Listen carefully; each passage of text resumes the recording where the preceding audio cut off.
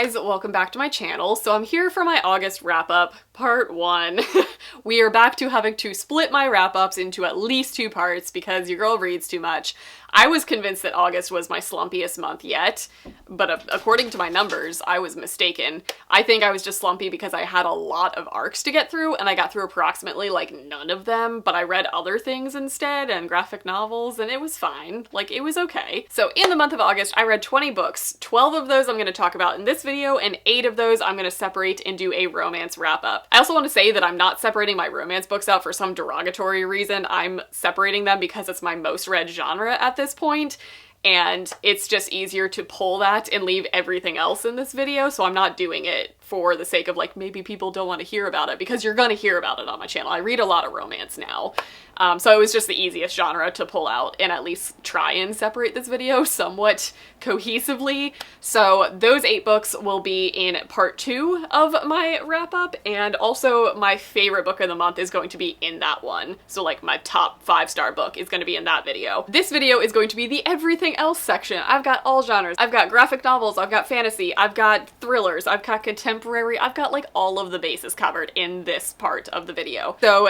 this time around, I'm gonna go back to my favorite style of doing wrap-up videos where I talk about like my least liked books and work my way up to my favorite books of the month. So all of my top 5-star books are gonna be at the end, and we're gonna start with the garbage first. I'm just kidding, I didn't really read anything that I hated this month. In fact, I'm starting at 3 stars, which in my mind 3 stars is still a very valid recommendation. It's just not like blowing me away quality type of book. So let's start with my 3-star books. So this might come as a bummer to you guys, but honestly my least liked book, and again, this is still a very liked book of mine, but my lowest rated book was Sorcery of Thorns by Margaret Rogerson, which was kind of a disappointment for me, and I feel like I should revisit this in the future, because I feel like this rating is coming from the fact that I was really not in the mood to read YA fantasy, and this is like the epitome of YA fantasy right now. So I feel like that's more my fault and not the book's fault, because it wasn't what I was looking for at the time. Does that make sense? Nothing was wrong with this book. I personally just didn't connect with it, and I wanted to really badly because I love books that follow books. Like, this mostly takes place in a library or dealing with books that are sentient, and I loved that. But honestly, my biggest gripe about this book is I wanted this entire book to be about Silas. Silas was my favorite character in this book, and I could honestly read an entire series about him. So I feel like my 3-star rating is stemming from the fact that I wanted the protagonist to be one of the side characters and not the other way around. So once I reached that conclusion, I was like, I don't care about you protagonist, just give me all the Silas. Those are my thoughts about this. I stack some books. I'll start books there. We'll see if I continue this trend, because they might fall off the shelf. Next book I picked up is one that I didn't really know if I wanted to even include in this wrap-up, but it was a really, really cute kids graphic novel called Hex Tet, which is in training. This is the first in a series of an adorable children's graphic novel series that I would have like eaten up as a kid. This is basically the graphic novel version of the manga that I read that is How to Treat Magical Beasts.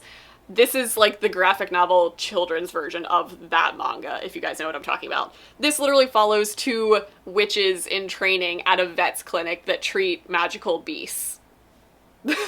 What more could I want? I gave this 3 stars just because I am not the target audience for this. Had I read this when I was like 8 years old, this would have been my favorite book of all time. So it's very cute, it's very like adorable color style, and I liked it. I liked it a lot. The next book that I picked up was Spin the Dawn by Elizabeth Lim, and again, this is in the 3-star section, again, because I don't think I was in the mood for YA fantasy, but this one is definitely lingering with me. This one definitely, I think, deserves a lot more respect than it's gotten. Like, I feel like this isn't a very hyped book, but I feel like it had a really good message. Also, this is one of the most stunning covers of the year. Just tossing that out there. I love it. This is being advertised as Mulan meets Project Runway, and that is exactly how I would describe it as well. It follows a girl who leaves and disguises herself as a boy to maintain her family's honor, to go and compete in a competition to be a royal tailor, and it turns into like a Project Runway type of thing. Like, they have challenges to compete in and whatnot. It was really fun.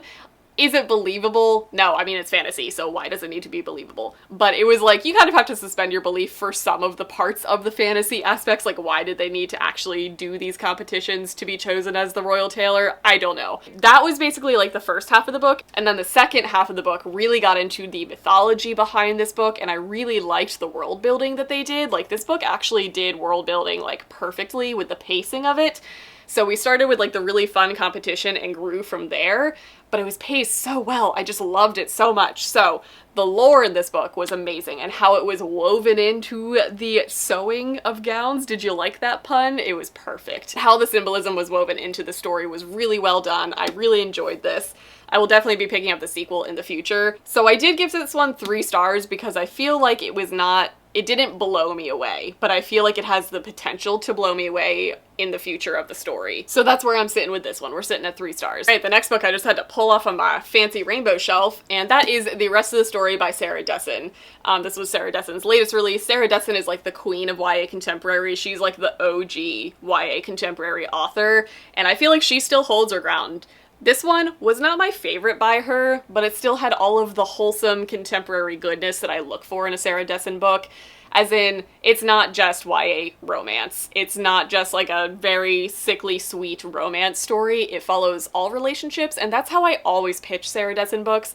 She covers all relationships that a teen would face. Like, it covers like family relationships, friendship dynamics, and romantic interests, but in a very equally balanced way, and I love that about her. It's very unique to the YA contemporary world. This one follows a girl who goes back to a lake house where she hasn't been since she was 4 years old, and her mother is no longer in the picture, and she basically is going back and uncovering her past that she didn't really remember, that she was too young to remember, and this entire side of her family and her life that she didn't know about, just because her mom, again, is no longer in the picture to tell her all of this family history that she has.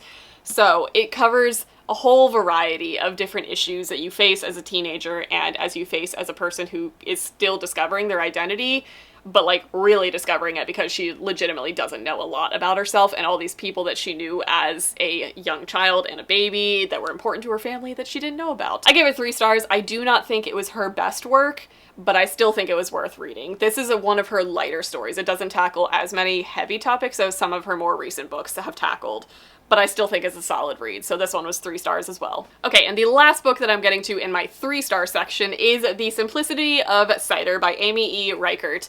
I read this right after this book. So The Rest of the Story by Sarah Dessen is the perfect summer story, and I basically read that as like my conclusion to the summer season, and then I was like, bring on the fall. I want apples, I want orchards, I want pumpkins, and that's what this book gave me. So this is a very sweet adult contemporary story about a woman who runs her family's orchard with her father, and the orchard is struggling to maintain its business and stay afloat in the economy today. And it basically follows her as a father and his son come into their lives and work on this orchard for a summer, and their relationship kind of starts to build from there. But I don't really want to advertise this as a romance, because while there is romance in it, I feel like there's a lot more to the story than just that, so I don't think it should be just a romance. I think this is just a really good, feel-good, contemporary adult story. So in my mind, this was basically a toned-down, more family-friendly version of Bittersweet, or the True North series by Serena Bowen as a whole, because this takes place on an apple orchard where they make hard cider, and it's like the relationship within that farm and whatnot. And Bittersweet is a very sexy time version of this story, and this is a much more like wholesome, I would give this to my mom to read type of that story. So I gave this 3 stars. I want a little more steam than I got, but it was still really good. Moving into my 4-star section, that was 8. 4-star section of this video. The first book that I want to talk about is The Turn of the Key by Ruth Ware. Read my arc and already like passed it on to some friends, so I don't have my physical book to hold up anymore. But this book was the first Ruth Ware book that I actively really enjoyed the entire time I was reading it. So I'm still fairly new to the thriller game. It's not my go-to genre. I am not the person to come to for recommendations for thrillers, but I'm like dabbling in the world. And Ruth Ware is a very big name that you see popping up recently, and I've read almost all of her books up until this point, and I've never been impressed by them. They've always been kind of lackluster or forgettable to me. This one was so good though. It was so fun. So this follows a woman who takes a very prestigious nannying job that pays really, really well in an old Scottish mansion that has been kind of completely remodeled and overhauled and is now super technologically advanced. And it follows her nannying these children who were like the spawn of Satan. Not really. and all of the weird things that start to happen in this house, and she has to like uncover what's happening, but it's told through basically letters and emails to a lawyer because she's in jail for being accused of murdering one of the children. So you're reading it kind of in present tense, but you're also reading it like through her letters and explaining what's happening from her side of it, but you already know that she's already in jail. It was so good. It was so well done. I loved it. It was so great. So highly recommend this. 4 stars. Pick it up if you can. The next book that I got to is one of my most anticipated sequels of the year, and that was Rage by Cora Carmack. This is the follow-up to Roar, which is one of my favorite YA fantasies like of all time. This follows a world that you deal with storm magic. Like the magic system is based off of like natural disasters basically, and it's so unique and so intriguing, and the romance is great in this series, which is a big selling point for me. So this is the follow-up, and okay, I loved getting back into the world. I love seeing all the characters that I fell in love with book 1. Unfortunately, I think this suffers second book syndrome. And unfortunately, now I'm just really anxious for book 3 because I feel like this series has so much potential.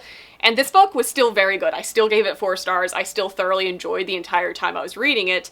But looking back on it now, I don't think much really happened in it. Like, there's not many significant plot points that I could, like, talk about right now that really stood out in my memory. So I still really enjoyed it, and I think I love these characters enough to kind of love it aside from that. You do learn a little bit more. There is a budding relationship that I am stupid excited about that started in this, and I won't say anything about it for spoiler's sake, but there's a romance that's coming that I am so hyped for. And we did get to learn a little bit more about the storm magic and how it works and how Roar's powers work. But altogether, I gave it 4 stars. I wanted to give it 5 stars so bad, but I just don't think that it lived up to the first one as much because not as much happened. But we're building to a lot. So 4 stars for this one. The next book that I have to talk about is hovering between the 4 and 5 star range for me. I want to give it 5 stars so bad, but I'll explain why I didn't. That was my book club pick for the month of August, which was Nevernight by Jay Kristoff. I know, I've never read it. I've actually read a majority of this multiple times and DNF'd it every single time. So I'm very glad that we chose this for my book club because I was like real obligated to read it because it's like my book club. Like I should be reading this book. So the reason that I gave this 4 stars and not 5 stars was the fact that it's very hard to get into. And I know a lot of people feel that way. If I'm generally struggling with a fantasy book, I turn to an audiobook because it's easier for me to process it and get through it. The audiobook was like 10 times harder to listen to because of all of the footnotes and how the story is told. We get like flashbacks and present tense and footnotes, and there's no distinguishing factor in the audiobooks of when it's switching to one of those, so it's very confusing to listen to. So I actually, for the first time in my life, listened to the audiobook while I had the book open in front of me. That's what I needed to do to get into the story, which is saying something for me. So it took until she was at the Red Church for me to actually be invested in this book, and that's why I'm giving it 4 stars. I had a really hard time making it to that point. I liked it, but I just was not invested enough in it, and I was not excited to pick it back up every time I put it back down. So basically once she got to Red Church, I was like I was into the story. So from there on out, I loved it. It was brutal, it was bloody, and I loved Mia, and I love Mr. Kindly. Like, they are some of my favorite characters now, and I loved all the twisties and the turnies, and I liked talking about it with all of you guys who read along with me. So I want to give this 5 stars just because of how great it built up to be, but if I'm thinking of it as a whole, I didn't love the first half of it. So I'm gonna give it 4 stars, but it's like in the middle there. I don't really like giving decimal ratings, so it's gonna hover at a 4 star, but I am so excited to pick up God's Grave now, and Dark Dawn is coming out very, very soon, so I can just like go straight into that and be like emotionally traumatized because I'm ready for it. So this was a fantastic ride, and I'm so glad that I finally got around to finishing it. Okay, moving into 2 little adorable books that will take me into the 5-star section of this video. I read Book Love and Quiet Girl in a Noisy World, both by Debbie Tung, back to back. These are precious little comic stories. Like every page is a little comic strip about being a book lover or about being an introvert. And I have never seen myself more represented on the page than I have in these two precious little books. So I read this one first, and this is so stinking cute. Everything about this book is just little tiny thoughts or drawings or cartoons or comic panels about being a book lover and the struggles of being a book lover or the joys of reading books. And I was just like, oh my god, this is me. So I looked up Debbie Tongue to see if she had anything else, and this is her first published story. I follow her on all her social media now, but this was, I believe, her first book that she published in like physical copies. And this is also me. Like, I am so severely introverted, and this again follows all of the struggles of being an introvert in a very extrovert-oriented world, but in really cute little comic settings, and how you get overwhelmed in loud situations, and how relieving it is when somebody cancels plans on you and you're like, oh thank god I don't have to do stuff. So these are both 5-star reads for me. I am so glad that I have these because I've already picked them back up and reread through them multiple times just this month alone. So if you are either a book lover, which you most likely are because you're watching this video, or introverted, or just a quiet person who appreciates peace and quiet and alone time, both of these, I highly recommend them. She manages to put into little panels and words exactly how we feel. I love these. 5 stars. I interrupt this video for a kitten break. She's being very needy right now. She's just meowing. Where are you going? We're standing. You can't jump to the floor. But hello. Alrighty, pulling another book off the shelf. We're in the 5-star section of this video, by the way. I've got Recursion by Blake Crouch. This book is mind-boggling. So basically, if you guys read Dark Matter by Blake Crouch, that was his first book that he got like super famous for that everybody was reading like a year or two ago. That one's basically dealing with scientists who found conclusive evidence and proof that there are multiple universes happening at the same time. It kind of deals with like the butterfly effect in each world where every single dimension has its own outcome. This book basically plays on the same type of concept, but it deals with memories versus dimensions, but it still kind of starts to toy with interdimensional travel and time travel. Oh man. Okay, Blake Crouch has a way of writing stories about things that are so far beyond my mental capacity of understanding in a way that I can understand it. I don't know how he manages to do it because he discusses like quantum physics and like really complex theories in very easy terms where like you can follow it. This basically plays on the concept of memories where, you know, in our world we have like Alzheimer's disease and we have memory loss. This basically takes that but also introduces the concept of memory gain, where there is false memory syndrome where people all of a sudden start having memories of lives that they never lived or specific events where they remember every single detail of something that they did but it never actually happened. But did it? It was so well plotted. Oh my god, this book was so good. I don't even know how to explain it beyond that, but basically it starts to deal with time because memories are on a timeline, and it basically takes the concept of time being linear and like flips it on its head, and I was just like, whoa. I gave this 5 stars. I highly recommend it. Okay, moving on to my very last book to discuss in this video. This one and the one that I'm going to talk about in my romance wrap-up are like my top 2 books of the month. They were just like phenomenally done. The one I'm talking about in this video is Birthday by Meredith Russo. First of all, this is the UK edition, which I love so much more than the US one because look at those pages, they're so pretty. So, Meredith Russo wrote If I Was Your Girl, which debuted in 2016, I want to say, maybe 2017, and it was one of the very first books in the YA world to hit the market about a trans person. Written by a trans person, read by a trans person, the model on the cover was a trans person. It was just beautifully done. And this is her second book. This book is worlds above If I Was Your Girl, and I loved If I Was Your Girl. So this book follows Eric and Morgan, who are best friends. They were born on the same day in the same hospital, like their mothers met in the hospital, so they have been best friends their entire life, and they've shared a birthday, obviously, their entire life. So this book basically follows them, and we get a slice of life segment for every single birthday that they encounter. We start with, what is the first birthday that they actually have? We start on their 13th birthday. Every like chapter of this book is the next birthday, and we get to see both of their perspectives of everything they've kind of been through and what's happening right at that moment for each of their birthdays. And it basically follows their friendship and their relationship as Morgan starts to kind of come to terms with the fact that he might be trans. And it is such a beautiful unfolding of this story that you get to see from when he's 13 up until when they're in like college age, of the progression of their train of thought and how it works and how the relationship with Eric has progressed the entire time.